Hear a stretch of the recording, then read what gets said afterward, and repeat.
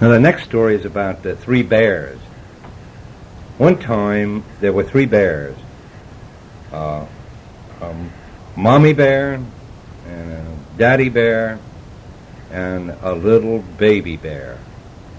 Now they were all different sizes, but especially was the daddy bear was so big. My goodness, he could put his one arm out, and even the mommy bear wasn't big enough to touch it. And the baby bear was he was just a teeny little bear. He was only about 2 years old. Well, anyhow, it was a Sunday morning, and the mommy bear got up early. She usually got up first, and then she went into the kitchen of the house they lived in, and she started making breakfast. And she had a very, very large pot that she made porridge in. And the reason it was so large was because Daddy Bear ate so much, she had to make a large amount of porridge. And so, because it was a large amount of porridge, well, she had to get up about a half an hour early, because when Daddy Bear got up, he'd growl around if there wasn't anything to eat, and he'd get restless and start throwing furniture around, and she didn't want any of that. So she always got up early, and then she made the breakfast, and then kept the Daddy Bear happy. Well, finally, the porridge was ready, and so she went into the bedroom and shook the Daddy Bear to wake him up, and then she went up into the baby's bedroom and shook the baby bear to get him up, and pretty soon they were all out in the dining room, and nobody would sit at the table until the Daddy Bear sat down first, and he sat in a huge chair. Oh, it was a giant chair. It was bigger than a table. He was so big. And then when he sat down, then the mommy bear sat down, and finally the baby bear sat down in a little bit of a teeny chair.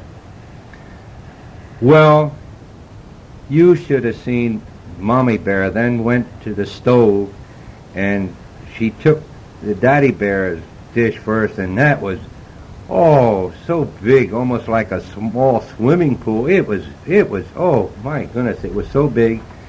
And then she filled that up with porridge, and it was quite a struggle for her to carry it over to the table, and she did tip a little of it on the floor, but that didn't matter.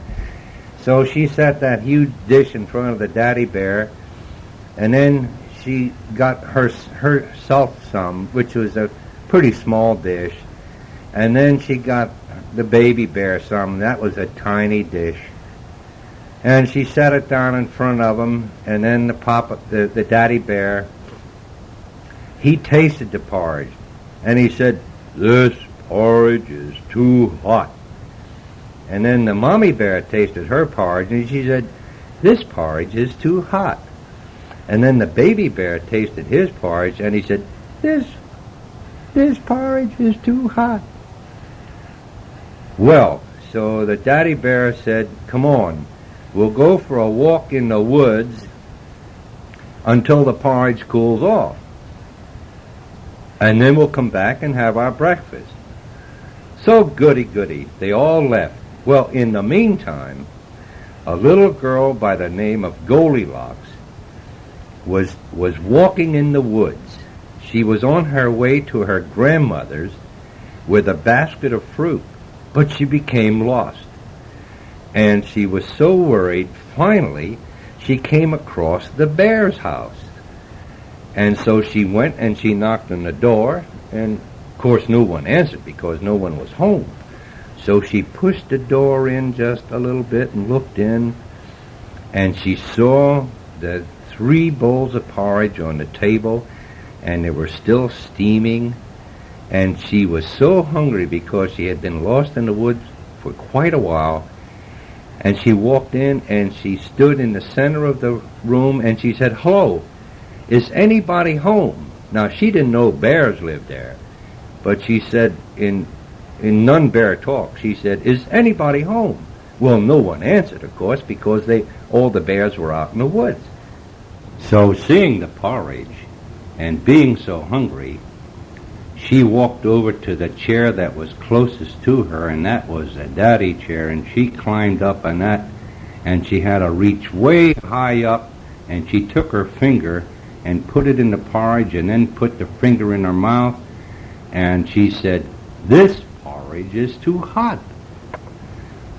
Then she climbed down from the daddy chair and she went to the mommy chair, and she tasted that porridge with her finger, and then she said, "My, this porridge is too cold."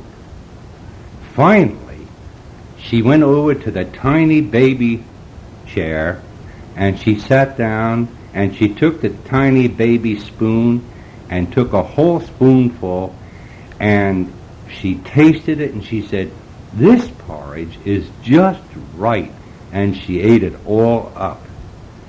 Well, there was so much even for her and the baby's plate, but it made her sleepy.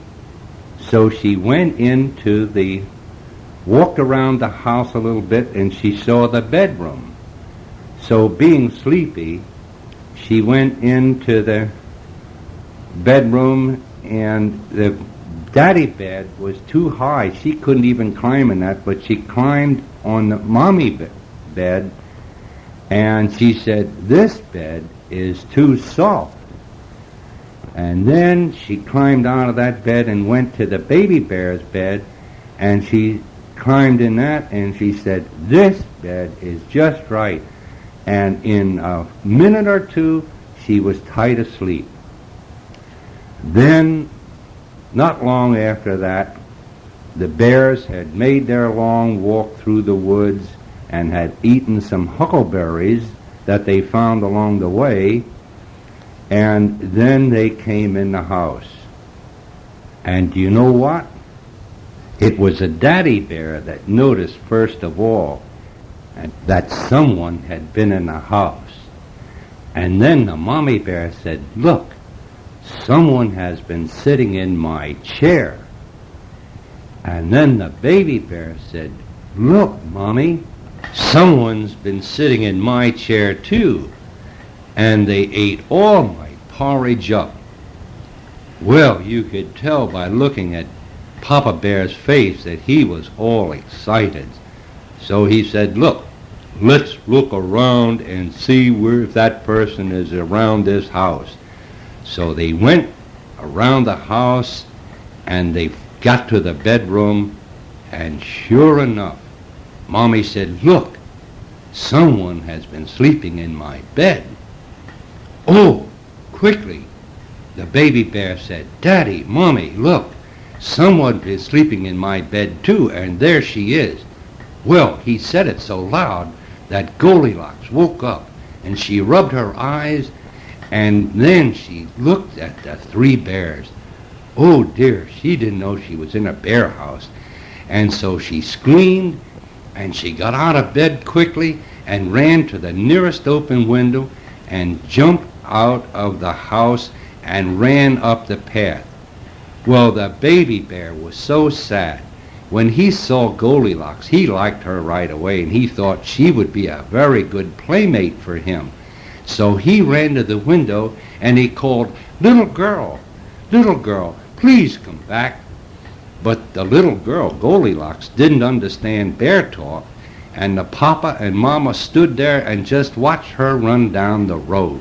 And in a short time, she was out of sight. And so they went back to eat the porridge. In the meantime, Goldilocks did find her way and got to her grandmother's, and she was all out of breath from running. And she went to her grandmom and hugged her and then told her all about her experience. And the grandma laughed and said she was glad that everything had worked out all right. And then they sat down and had some tea and some cupcakes, and everything was all right. And that's the end of the story.